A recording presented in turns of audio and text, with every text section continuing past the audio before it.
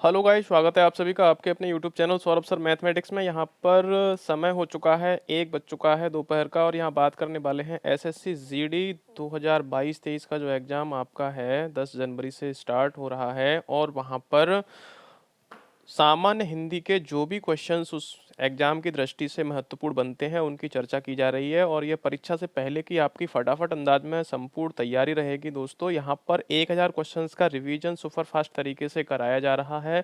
और ये हमारा जो सेशन है वह छठवां सेशन है। कौन सा है? छठवां। इससे पहले 5 सेशन को हम करा चुके हैं। आई बटन पर उसका लिंक दे रखा है, आप वहां जाकर के देख सकते हैं यदि आपने उनको नहीं देखा है तो, क्योंकि वो बहुत ही महत्वपूर्ण है एग्जाम की दृष्टि से। बहुत छोटे छोटे क्वेश्चंस आते हैं, अगर यदि आपको नहीं आते हैं वो क्वेश्चन तो आपका सिलेक्शन रुक जाता है।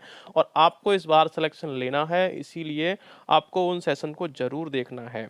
और यदि आप एसएससी जीडी के अतिरिक्त और भी एग्जाम हैं, जैसे केबीएस है, सुपर टेट है, रेलवे है, पुलिस है, एसएससी एसआई है, यूपी एसआई है और यूपी बीएड है, बीएड जो एंट्रेंस एग्जाम होता है उसके रिलेटेड अगर आप तैयारी कर रहे हैं तो यह सेशन आपके लिए काफ़ी महत्वपूर्ण होने वाला है। इस सेशन में आपको बता दूं कि 50 क्वेश्चन को इसमें कवर किया जाएगा। कितने क्वेश्चंस? 50 क्वेश्चंस। और जो क्वेश्चन इसमें रिपीट आएंगे वो क्वेश्चन ये समझ लीजिएगा कि वो बहुत ही महत्वपूर्ण क्वेश्चन होंगे। तो घबराइएगा नहीं कि वो रिपीट क्वेश्चन क्यों है, क्योंकि मैं इसीलिए ऐसी सीरीज बनाता हूं कि उसमें जो क्वेश्चन रिपीट आ रहे हैं वह एग्जाम की दृष्टि से काफ़ी महत्वपूर्ण हो जाते हैं दोस्तों।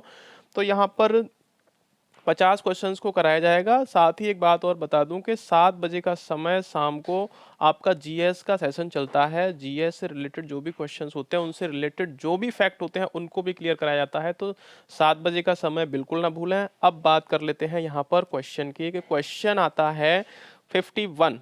51 नंबर क्वेश्चन है कि घनानंद को किस युग का कवि माना जाता है। आपको बताना है इसका आंसर। तो ऑप्शन 1 है आदिकाल का, दूसरा भक्ति काल का, तीसरा है रीति काल का, चौथा है भारतेंदु काल का। फटाफट से दोस्तों इसका आंसर आप बताएंगे कि इसका आंसर क्या हो जाएगा। घनानंद को किस युग का कवि माना जाता है? आदिकाल का, भक्ति काल का, रीति काल का, भारतेंदु काल का। तो इसका जो करेक्ट आंसर हो जाएगा दोस्तों वह रीति काल का। जो घनानंद है वह रीति काल के कवि हैं। कौन है? रीति काल के कवि हैं घनानंद। ऑप्शन तीसरा एकदम से आपका राइट आंसर हो जाएगा। नेक्स्ट क्वेश्चन पर चलते हैं। क्वेश्चन देखने को मिलता है आपको, निम्नलिखित में से शुद्ध वर्तनी वाला शब्द है। तो कौन सा शुद्ध वर्तनी वाला शब्द है? आशीर्वाद, आशीर्वाद, आशीर्वाद और आर्शवाद। फटाफट से इसका आंसर कमेंट करेंगे दोस्तों, क्या आंसर हो जाएगा इसका जो करेक्ट आंसर आपका होगा। तो जल्दी से इसका आंसर कमेंट करेंगे क्वेश्चन को कि शुद्ध वर्तनी वाला जो कौन सा शब्द है। तो आशीर्वाद, आशीर्वाद, आशीर्वाद और आर्शवाद। फटाफट से इसका तो करेक्ट आंसर हो जाएगा दोस्तों ऑप्शन ए एकदम से राइट आंसर हो जाएगा। ऑप्शन एक जो दे रखा है एकदम क्लियर आंसर है। इस तरह से आशीर्वाद को लिखा जाता है। नेक्स्ट क्वेश्चन आता है, को के लिए किस कारक का बोध हुआ है। को के लिए किस कारक का बोध हुआ है? कारक चिन्ह जो को है वह किस कारक के लिए यूज किया जाता है? ऑप्शन एक है कर्ता कारक, दूसरा कर्म कारक, तीसरा करण कारक, चौथा संप्रदान कारक। फटाफट से आंसर बताएंगे इसका क्या आंसर हो जाएगा। कर्ता कारक, कर्म कारक, करण कारक और संप्रदान कारक है। तो यहाँ पे कर्ता तो होता है ने, कर्म को होता है, कर्म होता है को, करण होता है से, संप्रदान को के लिए, को के लिए, ये आपका आता है संप्रदान के लिए। तो यहाँ पर को का कारक चिन्ह कौन सा है ये आपको बताना है। तो कर्म है दोस्तों। क्या हो जाएगा इसका? ऑप्शन बी एकदम से राइट आंसर हो जाएगा। कर्ता ने कर्म को, कर्ण से, संप्रदान को के लिए, अपादान से अलग होने के संबंध में। ये आपको इस तरह से याद रखना है। तो इससे आपका एक भी क्वेश्चन कारक चिन्ह से रिलेटेड जो होगा वह छूटेगा नहीं। नेक्स्ट क्वेश्चन की बात करते हैं। सच्चिदानंद हीरानंद वात्स्यायन, सच्चिदानंद हीरानंद वात्स्यायन का उपनाम क्या है? ऑप्शन एक है हरिऔध, दूसरा है निराला, तीसरा है गुलेरी, चौथा है अज्ञेय। फटाफट से इसका आंसर बताएंगे, क्या आंसर हो जाएगा। सच्चिदानंद हीरानंद वात्स्यायन अज्ञेय का उपनाम, इनको कौन से उपनाम से जाना जाता है?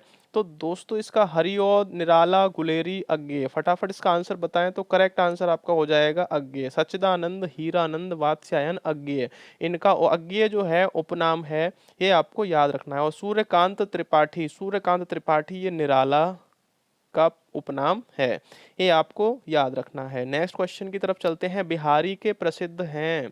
तो बिहारी जी जो थे उनके क्या प्रसिद्ध हैं? कवित्त प्रसिद्ध हैं, सवैया प्रसिद्ध हैं, दोहा या पद। फटाफट से आंसर बताएंगे इसका करेक्ट आंसर क्या हो जाएगा कि बिहारी के प्रसिद्ध हैं कवित्त, सवैया, दोहा, पद। तो बिहारी जी के क्या प्रसिद्ध हैं दोस्तों? दोहे प्रसिद्ध हैं। क्या हैं? दोहे। क्या प्रसिद्ध हैं? दोहे। ऑप्शन तीसरा एकदम से राइट आंसर हो जाएगा। नेक्स्ट क्वेश्चन आता है पुनर्जन्म शब्द का सही संधि विच्छेद बताना है आपको। तो पुनर्धन जन्म, पुनः धन जन्म, पुनः धन जन्म और पुनः धन आजन्म। फटाफट से आंसर कमेंट करेंगे, इसका क्या आंसर हो जाएगा? संधि विच्छेद करना है आपका पुनर्जन्म का। किसका? पुनर्जन्म का। तो इसका करेक्ट आंसर आपको 1 2 3 4 जो भी दे रखा है फटाफट से कमेंट कीजिए। तो इसका जो करेक्ट आंसर हो गया पुनः धन जन्म, ऑप्शन दूसरा एकदम से राइट आंसर हो जाएगा दोस्तों। कौन सा? ऑप्शन दूसरा, 56 नंबर क्वेश्चन का। नेक्स्ट चलते हैं, शोक जो रस होता है उसका स्थायी भाव क्या है? तो शोक है, शांति है, स्थायी भाव क्या होगा? करुण होगा, शांत होगा, हास्य होगा या वीर होगा? तो शोक शोक कब मनाया जाता है? उसके लिए क्या आती है? तो करुणा आती है। उसके लिए क्या आती है? तो करुणा। तो करेक्ट आंसर इसका बताएंगे करुण, शांत, हास्य और वीर। तो इसका राइट आंसर हो जाएगा ऑप्शन एक, एकदम से करेक्ट आंसर हो जाएगा करुण। शोक का जो स्थायी भाव होता है रस का वह करुण होता है। नेक्स्ट क्वेश्चन है, सूरदास ने किस भाषा में सुरसागर की रचना की थी? आपको बताना है। सूरदास की जो कृतियां हैं सुरसागर, सुरसारावली और साहित्य लहरी, ये तीन रचनाएं सूरदास की बहुत ही ज़्यादा महत्वपूर्ण हैं। इनको याद रखना, सुरसागर, सुरसारावली और साहित्य लहरी, ये सूरदास जी की रचनाएं हैं। यहाँ पर बात है अब क्वेश्चन की कि अवधी भाषा में है या खड़ी बोली में या ब्रज भाषा में या राजस्थानी में। फटाफट से इसका आंसर बताएंगे दोस्तों। ये सूरदास किस भाषा के कवि थे? तो वह ब्रज भाषा के कवि थे। ये भी आपको याद रखना है। ऑप्शन तीसरा एकदम से राइट आंसर हो जाएगा कि जो सूर सागर की जो रचना की है किस भाषा में है? वह ब्रज भाषा में की है। चलते हैं नेक्स्ट क्वेश्चन की तरफ। अगला क्वेश्चन है, दोहा में कितनी मात्राएं होती हैं? फटाफट से इसका आंसर बताएंगे। दोहा जो होते हैं उनमें कितनी मात्राएं होती हैं? ऑप्शन एक 16, दूसरा है 30, तीसरा 26, चौथा है 24। जल्दी से इसका आंसर बताएंगे, क्या आंसर हो जाएगा? जो दोहा होता है उसमें कितनी मात्राएं होती हैं? फटाफट से बताएंगे इसका आंसर। दोहा है तो दोहा कैसा होता है? लास्ट में उसमें लय आता है। और जो पहले और तीसरे चरण में कितनी कितनी मात्राएं होती हैं, दूसरे और चौथे चरण में कितनी कितनी मात्राएं होती हैं, ये आपको याद होना चाहिए। तो दोहा की मात्राओं की अगर बात की जाए तो 24 मात्राएं होती हैं। कितनी होती हैं? 24 मात्राएं होती हैं। दोहा जो छंद होता है उसमें 24 मात्राएं होती हैं। करेक्ट आंसर ऑप्शन चौथा हो जाएगा। नेक्स्ट क्वेश्चन की तरफ चलते हैं।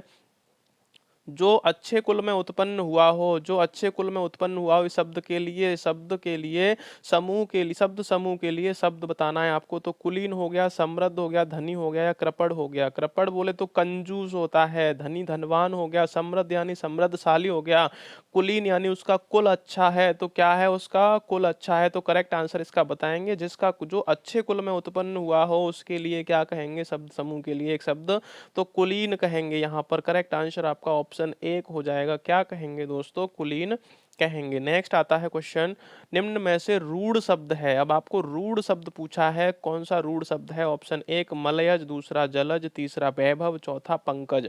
फटाफट आंसर बताएंगे। इसका करेक्ट आंसर ऑप्शन 61 का कौन सा करेक्ट आंसर होगा? फटाफट आंसर देने का तरीका दोस्तों आपको आना चाहिए। 61 है तो 61 लिखा, डैश करके 1 या 2 या 3 या 4, इस तरह से आप इसका आंसर कमेंट कर सकते हैं और जैसे आपकी मर्जी हो वैसे आंसर कमेंट कर सकते हैं।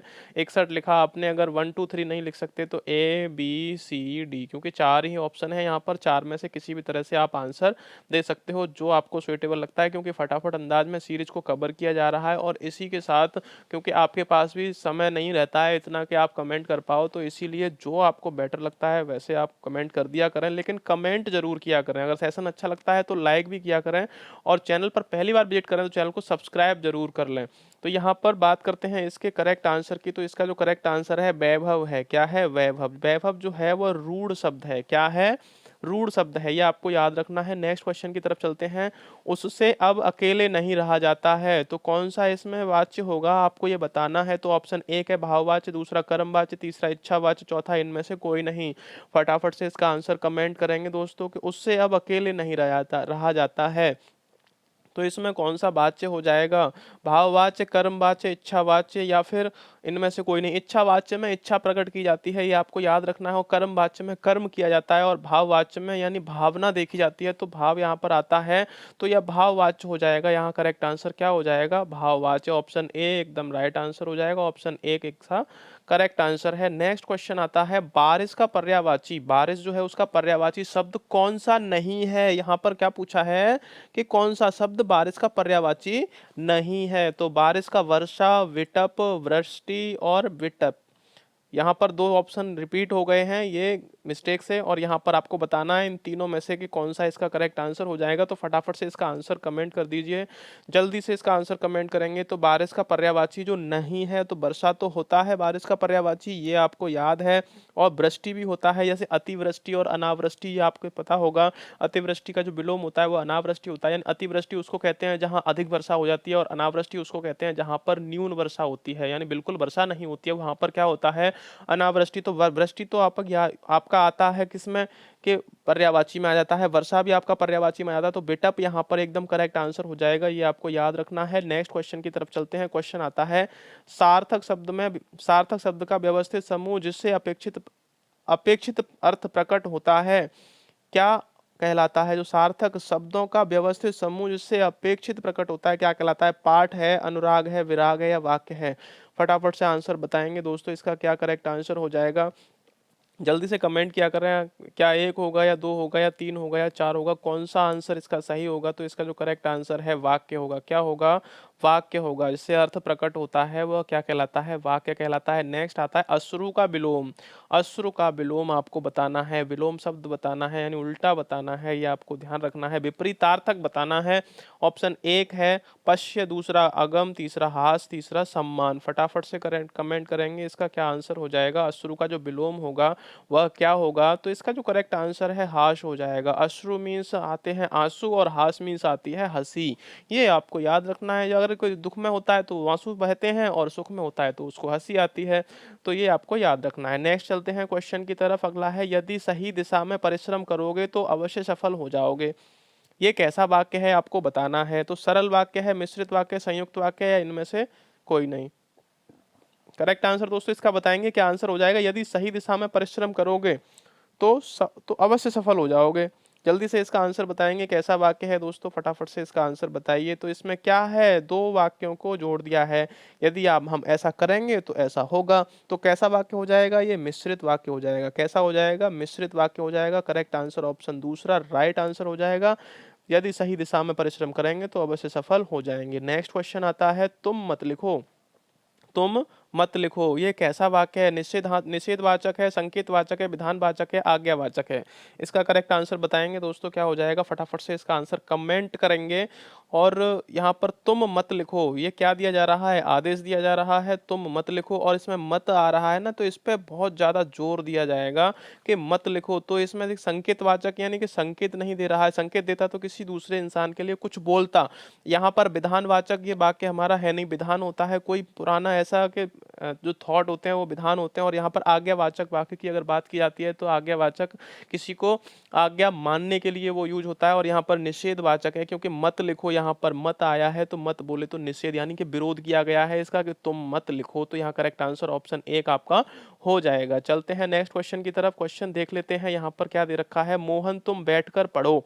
मोहन तुम क्या करो, बैठकर पढ़ो। तो क्या है, मोहन तुम बैठकर पढ़ो। तो बैठकर पढ़ रहा है मोहन, क्या कर रहा है, पढ़ रहा है। तो कौन सा वाक्य है, यहाँ प्रश्नवाचक वाक्य है, संदेहवाचक वाक्य है, आज्ञावाचक वाक्य है, या फिर निषेधवाचक वाक्य है। अब तुम्हें क्या किया जा रहा है कि तुम्हें ऑर्डर दिया जा रहा है, यानी कि आज्ञा तुम्हें माननी पड़ेगी। क्या माननी पड़ेगी, आज्ञा। तो यहाँ पर मोहन तुम बैठकर पढ़ो, तुम खड़े होकर मत पढ़ो।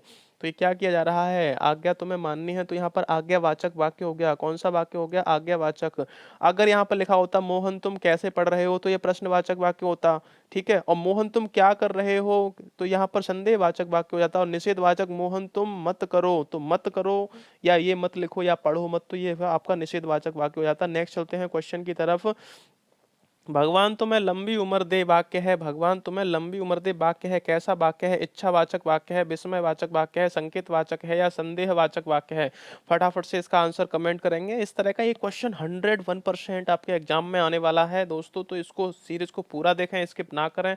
अगर आपने और सीरीज को नहीं देखा है तो आप आई बटन पर जाकर उन सीरीज को देख लीजिए, क्योंकि वहां पर आपके लिए और भी सीरीज हैं, और ये हमारी सीरीज जो चल रही है 6वीं सीरीज है, और इससे पहले की जो सीरीज है उनको भी आप देख सकते हैं। और इस सीरीज में हम 1000 क्वेश्चन को कंप्लीट करा रहे हैं। कितने? 1000 क्वेश्चन को, जो कि आपके एग्जाम की दृष्टि से काफी महत्वपूर्ण है।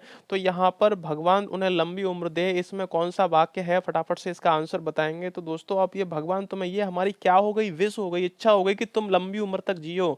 तो ये इच्छावाचक वाक्य हो गया। कितना सरल है हिंदी, यहाँ पर देखकर पता चलता है कि जैसे हम सोचते हैं वैसा ही इसमें क्वेश्चन आते हैं और आंसर आ जाते हैं हमें। तो यहाँ पर ऑप्शन चौथा एकदम से राइट आंसर हो जाएगा। नेक्स्ट चलते हैं।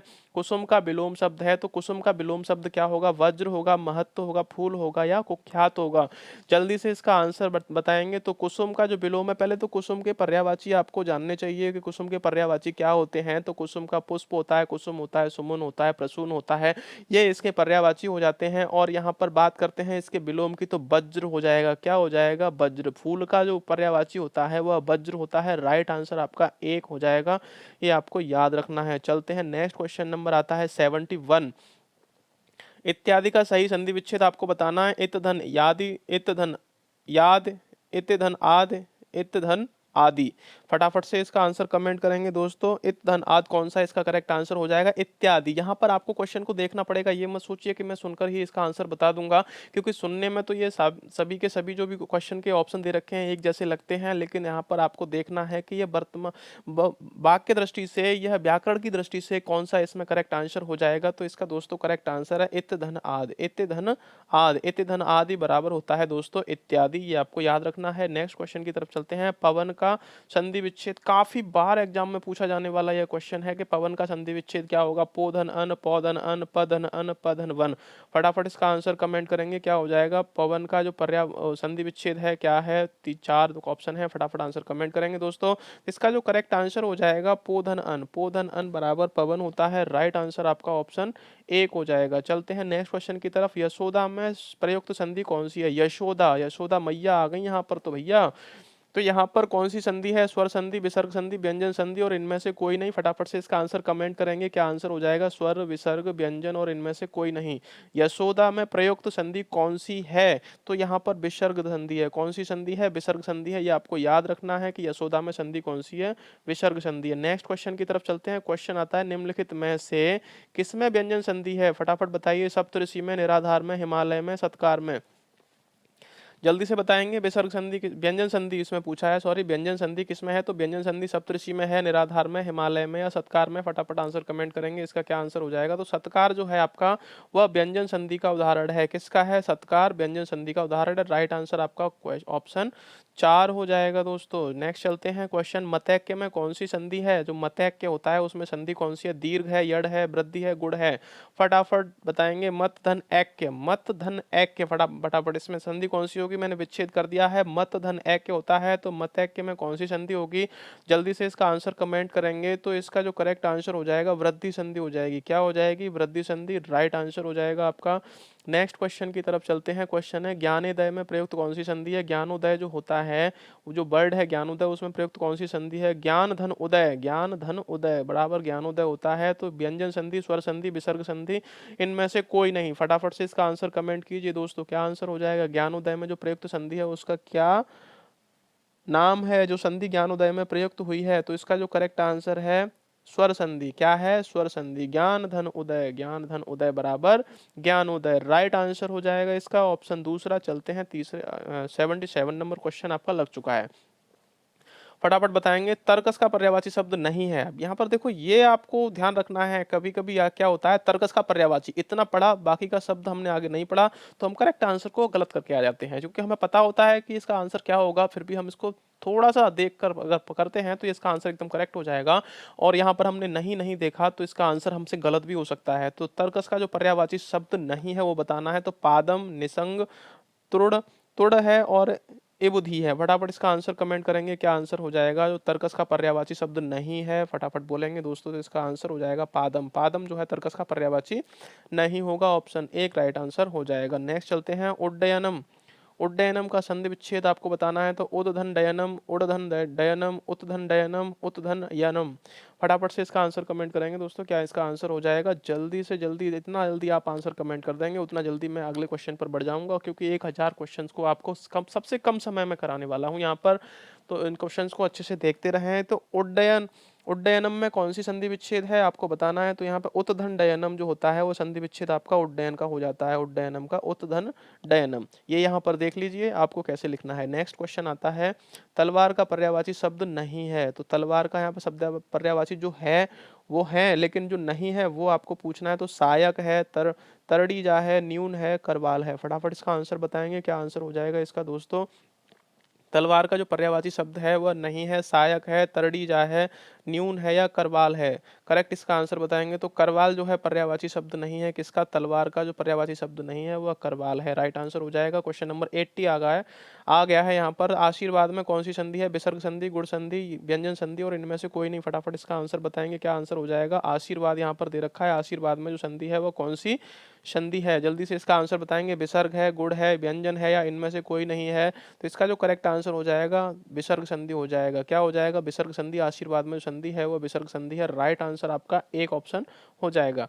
नेक्स्ट चलते हैं, असुर का पर्यायवाची शब्द नहीं है। देखो कितने घुमाने वाले वर्ड आते हैं एग्जाम में कि असुर का पर्यायवाची शब्द नहीं है। यहाँ पर असुर का शब्द पूछा नहीं है, लेकिन उसका पर्यायवाची शब्द कौन सा नहीं है ये पूछा है। तो निशाचर है, राक्षस है, समुचित है, रजनीचर है। फटाफट इसका आंसर बताएंगे, कौन सा आंसर इसका करेक्ट हो जाएगा?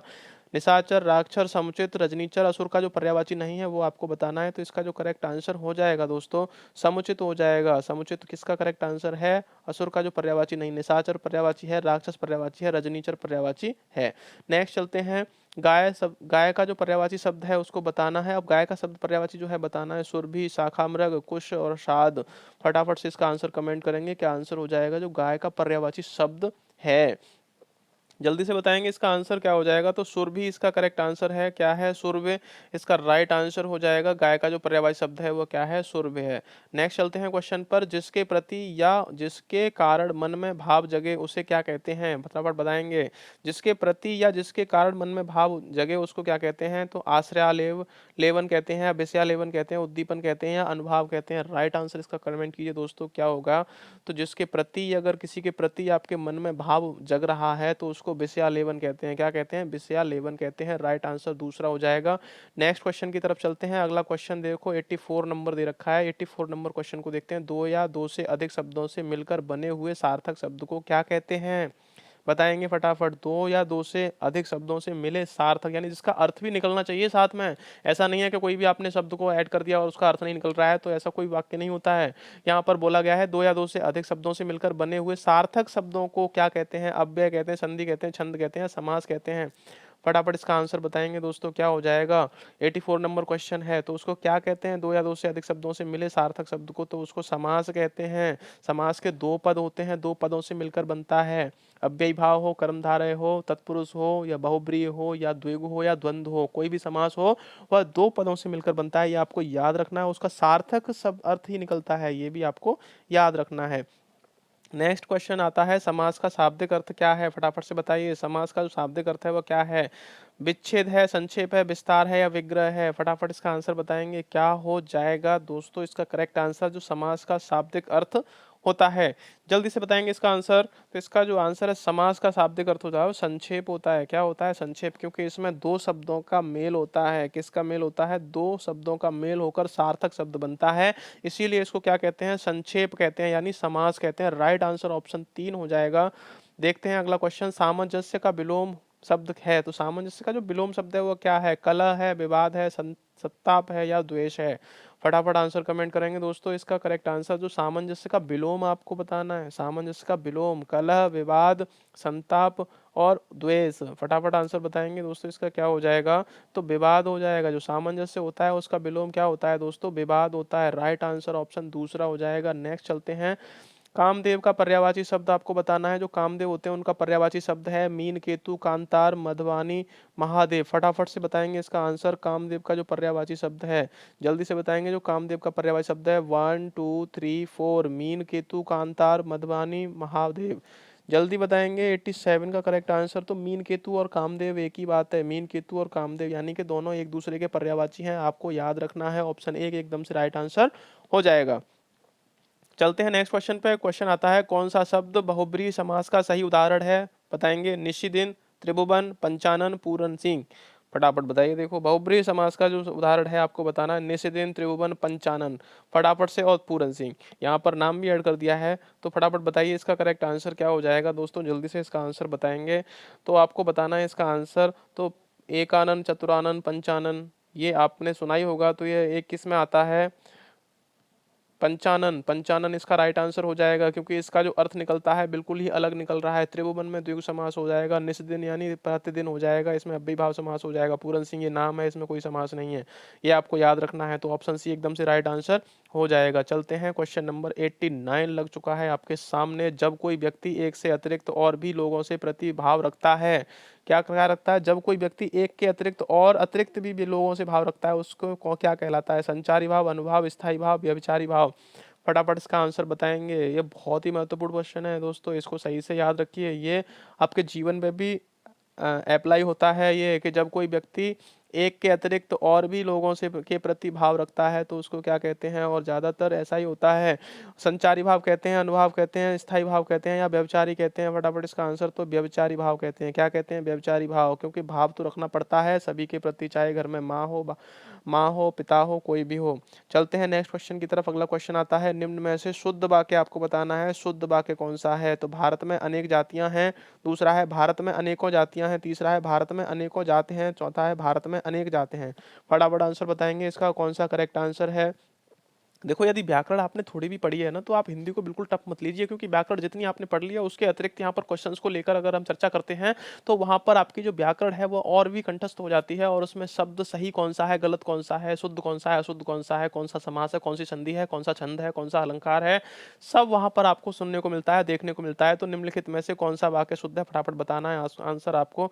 तो भारत में अनेक जातियां हैं, क्या है करेक्ट आंसर हो जाएगा यहाँ पर, ऑप्शन एक राइट आंसर हो जाएगा। 90 का कि भारत में अनेक जातियां हैं। दोस्तों अगर अगर सेशन को देखते हो तो आप स्किप ना करें, क्योंकि इसमें स्पीड इतनी है सेशन में कि आपको स्किप करने की जरूरत नहीं होगी। अगर आप चैनल पर पहली बार विजिट करें तो चैनल को सब्सक्राइब जरूर कर लें, और पास में बेल आइकन को अवश्य दबा लें, जिससे कि आने वाले सेशन का नोटिफिकेशन आपको मिल सके और आप अपनी तैयारी को अच्छे से बेहतर बना सकें। यहाँ पर 7 बजे का समय आप नहीं भूलिएगा, क्योंकि 7 बजे हमारा जीएस का सेशन आता है, और जीएस के सेशन में आपके लिए लेकर आते हैं हम 25 क्वेश्चन, और 25 क्वेश्चंस को फटाफट अंदाज में कवर कराते हैं। उनसे रिलेटेड जो भी फैक्ट होते हैं हमारे, उनको भी हम साथ ही साथ क्लियर कराते हैं, जो कि आपके एग्जाम से रिलेटेड होते हैं, काफ़ी महत्वपूर्ण फैक्ट होते हैं। और यहाँ इसका जो समय है सेशन का 1 बजे का समय है, और 1 बजे का टाइम आप बिल्कुल ना भूलें, क्योंकि 1 बजे हिंदी के 1000 क्वेश्चंस की सीरीज हमारी चल रही है, उसमें 6वां सेशन है, आगे 7वां भी आएगा, इसी तरह से आगे सेशन आते जाएंगे। तो दोस्तों बने रहिए हमारे साथ, करते रहिए अपनी तैयारी। तो यहाँ पर बात कर ली इस क्वेश्चन के आंसर की। अगला क्वेश्चन आता है, क्वेश्चन नंबर 91 है, श्रृंगार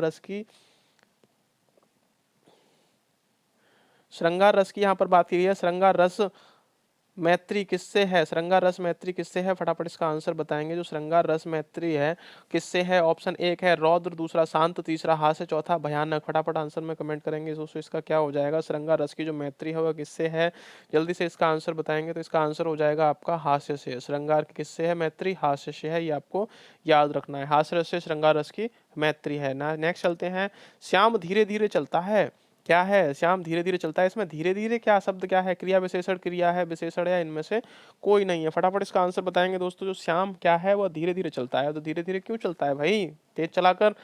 अब देखिए इसमें क्या है धीरे धीरे, तो विशेषता किसकी बताई गई है, यह चलने की बताई गई है कि श्याम की बताई गई है, तो ये आपको याद रखना है। तो क्या श्याम क्या कर रहा है, क्रिया कर रहा है। क्रिया क्या कर रहा है, क्रिया कर रहा है, वो कैसे कर रहा है, धीरे धीरे कर रहा है। तो क्रिया की विशेषता बताई गई है, तो यहाँ पर क्रिया विशेषण हो जाएगा। क्या हो जाएगा, क्रिया विशेषण हो जाएगा। ऑप्शन एक एकदम से राइट आंसर हो जाएगा, क्योंकि श्याम धीरे धीरे चल रहा है, तो चल रहा है तो क्रिया कर रहा है, तो विशेषता किसकी है, क्रिया की है। तो क्या है, चल कैसे रहा है कि धीरे धीरे चल रहा है, तो क्रिया विशेषण हो जाएगा। यहाँ पर राइट आंसर आपका ऑप्शन एक हो जाएगा। नेक्स्ट क्वेश्चन आता है, आकाश पाताल के बीच लगने वाला चिन्ह, ये चिन्ह बताया गया है कौन सा है, अल्प विराम है, योजना चिन्ह है, या फिर विस्मयादि बोधक चिन्ह है, या इनमें से कोई नहीं है। अल्प विराम है, योजना चिन्ह है, विस्मयादि बोधक है, या इनमें से कोई नहीं है। फटाफट से इसका आंसर आपको बताना है। देखो अल्प विराम कॉमा को कहते हैं, किसको कहते हैं, कॉमा को। योजक चिन्ह होता है, योजक बाद में बताऊंगा। विस्मय बोधक होता है जो ऐसे करके डंडा होता है और नीचे उसमें बिंदी होती है। वो आपका विस्मय बोधक चिन्ह होता है, और योजक चिन्ह होता है वो डैश में होता है। किस में होता है? डैश में। द्वंद्व समास में इसका बहुत ज़्यादा प्रयोग किया जाता है। किसका प्रयोग किया जाता है? द्वंद्व समास में। तो आकाश पाताल के बीच में जो लगा हुआ हमारा शब्द है, चिन्ह है, वह क्या है? द्वंद्व समास का। बहुत ये द्वंद्व समास के अंदर बहुत बड़ी भूमिका निभाता है। जैसे माता पिता हो गया तो माता डैश पिता हो जाएगा, भाई बहन होगा तो भाई डैश बहन हो गया, सुबह शाम हो गया तो सुबह डैश शाम हो जाएगा। इस तरह से ये डैश का यानी योजक चिन्ह इसको कहा जा सकता है। क्या कहा जा सकता है? योजक चिन्ह। इसका राइट आंसर ऑप्शन दूसरा हो जाएगा। तो ऑप्शन दूसरा राइट आंसर है 93 नंबर क्वेश्चन का। नेक्स्ट चलते हैं क्वेश्चन की तरफ। जग असार संकट पुण्य नाना, बिकल विरल चित साधु समाना। तो यहाँ पर आपको बताना है जग असार संकट पुण्य नाना, बिकल विरल चित साधु समाना। तो वात्सल्य रस है, वीर रस है, अरुण रस है, यानी यहाँ पर करुण रस हो जाएगा। करुण रस है या फिर शांत रस है? फटाफट आंसर बताएंगे इसका क्या आंसर हो जाएगा? जग असार संकट पुण्य नाना। बताएंगे इसका आंसर फटाफट से दोस्तों, क्या इसका आंसर हो जाएगा? जल्दी से कमेंट करेंगे। तो दोस्तों इसमें शांत रस हो जाएगा। इसमें शांत की बात की गई है। चित्त साधु समाना, तो साधु का जो चित्त होता है एकदम शांत होता है। तो इसमें किस रस की बात की गई है? तो शांत रस की बात की गई है। ये आपको याद रखना है दोस्तों। नेक्स्ट क्वेश्चन की तरफ चलते हैं। श्रृंगार रस को रसराज की संज्ञा किसने दी थी? ये आपको बताना है कि श्रृंगार जो रस है उसको रसराज की संज्ञा किसने दी थी? फटाफट से इसका आंसर कमेंट कर देंगे। आनंद वर्धन ने दी थी, या भवभूति ने दी थी, या भोजराज ने थी, या भरत मुनि ने दी थी? फटाफट से इसका आंसर कमेंट करेंगे दोस्तों। क्या हो जाएगा? जो श्रृंगार रस है उसको रसराज यानी रसों का राजा, रसों का राजा जो रस होते हैं, श्रृंगार रस है, वीर रस है, करुण रस है, तो इनका जो राजा है वह किस श्रृंगार रस है वह किसने कहा था? तो भोजराज। किसने कहा था? भोजराज ने श्रृंगार रस को रसों का राजा कहा था, यानी संज्ञा उस भोजराज ने दी थी। नेक्स्ट चलते हैं। क्वेश्चन आता है, क्वेश्चन नंबर है 96। आचार्य भरत ने कितने रसों का उल्लेख किया है? उल्लेख किया है, यहाँ पर मिस्टेक से टाइप हो गया है, उल्लेख किया है बताना है आपको। आचार्य भरत ने कितने रसों का उल्लेख किया है? 7 रसों का, 8 रसों का, 9 रसों का, या 10 रसों का? राइट आंसर इसमें बताएंगे। क्या आपका राइट आंसर हो जाएगा कि आचार्य भरत ने कितने रसों का उल्लेख किया है? 7 रसों का, 8 रसों का, 9 रसों का, या 10 रसों का? फटाफट से कमेंट करेंगे दोस्तों। इसका आंसर क्या हो जाएगा? जो आचार्य भरत थे उन्होंने किया है कितने रसों का? तो यहाँ पर 8 रसों का उन्होंने उल्लेख किया है। किसने किया है? भरत जो थे उन्होंने 8 रसों का उल्लेख किया है। ये आपको याद रखना है। नेक्स्ट चलते हैं। रस सिद्धांत का आदि प्रवर्तक कौन है? जो रस सिद्धांत है उनका आदि प्रवर्तक कौन है? भरत मुनि है, भानुदत्त है, या विश्वनाथ है, या भामह है? फटाफट बताएंगे दोस्तों इसका आंसर। भरत मुनि, भानुदत्त, विश्वनाथ, या भामह जो आदि रसों का सिद्धांत का प्रवर्तक है वह कौन है? जल्दी से बताएंगे। तो इसका करेक्ट आंसर भरत मुनि है। क्या है? भरत मुनि राइट आंसर हो जाएगा। जो आदि रस हैं, रस सिद्धांत का जो प्रवर्तक है वह आदि प्रवर्तक कौन है? तो वह भरत मुनि है। ऑप्शन एक एकदम से राइट आंसर हो जाएगा। नेक्स्ट क्वेश्चन की तरफ चलते हैं। हिंदी के शब्दों का लिंग निर्धारण किसके आधार पर किया जाता है? प्रत्यय, संज्ञा, क्रिया, सर्वनाम? फटाफट से करेक्ट आंसर बताएंगे इसका। तो हिंदी के जो शब्दों का लिंग निर्धारण किया जाता है वह किसके साथ किया जाता है? जैसे कि अगर पुल्लिंग है या स्त्रीलिंग है, कौन सा है, किसके आधार पर इनका लिंग निर्धारण किया जाता है? ये आपको बताना है दोस्तों। तो ये प्रत्यय के आधार पर, या संज्ञा के आधार पर, या क्रिया के आधार पर, या सर्वनाम के आधार पर? जल्दी से इसका आंसर बताएंगे। तो क्रिया के आधार पर। और क्रिया के आधार पर कैसे किया जाता है? कि मैंने आज दूध पिया, तो दूध क्या हो गया? पुल्लिंग हो गया। क्या हो गया? पुल्लिंग। मैंने दही खाया, तो दही क्या हो गया? खाया। खाया से मतलब आ रहा है पुल्लिंग हो गया। मैंने साइकिल चलाई, तो चलाई, चलाई से आगे आपका क्रिया हो रही है साइकिल, साइकिल क्या हो गई? स्त्रीलिंग हो गई। इस तरह से इनको हम जो हिंदी शब्द का लिंग निर्धारण होता है वह क्रिया से होता है। ये आपको याद रखना है दोस्तों अच्छी तरह से। ऑप्शन तीसरा एकदम से राइट आंसर हो जाएगा। ये आता है सेकंड लास्ट क्वेश्चन इस सेशन का। तो को के लिए को से किस कारक चिन्ह का बोध होता है? ये रिपीट हो चुका है क्वेश्चन दोस्तों। और रिपीट क्यों किया है ये आप जान सकते हो कि करण के लिए, संप्रदान कारक के लिए, अधिकरण के लिए, कर्म के लिए। फटाफट इसका आंसर बताएंगे क्या हो जाएगा? तो क्योंकि आपको इसी सेशन में मैंने ये करा चुका हूँ तो इसका आंसर आपको बताना है। जल्दी से इसका आंसर आप कमेंट बॉक्स में लिख दीजिए, और इसको बाद में कराऊंगा, पहले कराता हूँ मैं। लास्ट क्वेश्चन है, शोक किस रस का स्थायी भाव है? तो शोक जो रस है वो स्थायी भाव किसका है? तो यहाँ पर बताना है आपको करुण का, शांत का, हास्य का, और वीर का। इसका भी आपको बताना है करेक्ट आंसर। तो दोस्तों इसका जो राइट आंसर हो जाएगा शोक रस का। शोक कब होता है? जब करुण होता है। कब होता है? जब करुण होता है तब शोक होता है, करुणा होती है तब शोक होता है। ये आपको याद रखना है। ऑप्शन ए एकदम राइट आंसर हो जाएगा। तो बता दिया है। यदि आपने इसका आंसर 99 नंबर क्वेश्चन का, तो इसका आंसर आप सुन भी लीजिए कि को के लिए किसका बोध होता है, तो कर्म कारक के लिए, कर्ता ने कर्म को, तो कर्म को के लिए इसका होता है, कर्ता के लिए कर्ता ने कर्म को, करण से, और संप्रदान को के लिए अधिकरण, जैसे अधिकार आपका होता है किसी चीज पर तो उसके लिए अधिकरण का यूज होता है। ये आपको याद रखना है। तो दोस्तों ये थे 100 क्वेश्चन यहाँ पर कंप्लीट हो चुके हैं, यानी कि इस सेशन को लगाकर हमारे 300 जो क्वेश्चन थे वह कंप्लीट हो चुके हैं। कितने? 300, क्योंकि ये हमारा 6वां सेशन था और प्रत्येक सेशन में 50 क्वेश्चन रखे जाते हैं। तो यहाँ पर 300 क्वेश्चन हमने कंप्लीट कर लिए हैं। 700 क्वेश्चन अभी आपको और करने हैं। तो बने रहिए चैनल पर हमारे साथ। अगर चैनल सब्सक्राइब नहीं किया है तो सब्सक्राइब कर लीजिए और पास में बेल आइकन को भी दबा लीजिए, जिससे कि आने वाले सेशन का भी आपको नोटिफिकेशन मिल सके। और आपको एक और बात बतानी है कि हाँ, 7 बजे शाम को जो है हमारी जीएस की सीरीज चल रही है। किसकी सीरीज? जीएस की। उसमें 25 क्वेश्चंस लिए जाते हैं। कुछ क्वेश्चंस को फैक्ट टू फैक्ट क्लियर किया जाता है, उससे जो भी रिलेटेड फैक्ट होते हैं उनको भी क्लियर किया जाता है, और आपके एग्जाम की दृष्टि से वो काफ़ी महत्वपूर्ण है। तो दोस्तों उसको जरूर देखें, और अगर सेशन अच्छा लगा हो तो लाइक जरूर करें। तो दोस्तों फिलहाल के लिए इस सेशन में इतना ही। मिलते हैं नेक्स्ट सेशन में, तब तक के लिए नमस्कार।